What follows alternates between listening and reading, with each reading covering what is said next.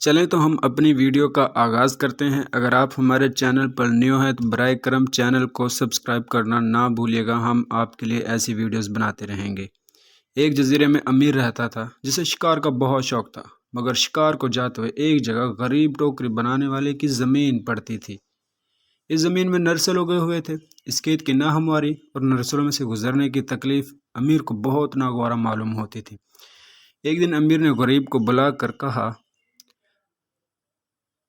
تم یہ زمین ہمیں دے دو۔ غریب نے جواب دیا، حضور میرا تو گزارا اس پر ہے، میں بیچنا نہیں چاہتا۔ اس پر امیر ناراض ہو گیا۔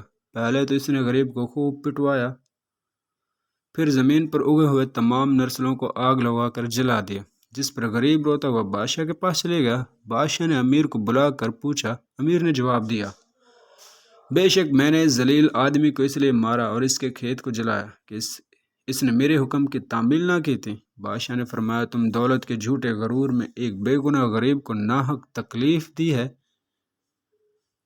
اور بڑا نقصان پہنچایا ہے، حالانکہ تمہارا دادا اس سے بھی زیادہ غریب تھا، جو ہمارے گھرانے کی بدولت اتنی دولت کا مالک ہو گیا، جس کے وارث اس وقت تم اتنے مغرور ہو رہے ہو۔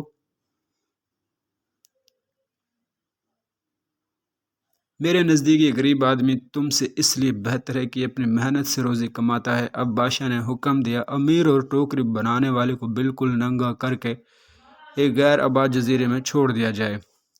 ہماری آج کی ویڈیو کا اختتام ہوا۔ نیکسٹ ویڈیو میں ہم آپ کو پوری کہانی سنائیں گے کہ بادشاہ نے غریب کے ساتھ انصاف کیا یا نا انصافی کی، امیر کے ساتھ کیا ہوا، اور جزیرے میں چھوڑنے کے بعد کسان، ٹوکری بنانے والے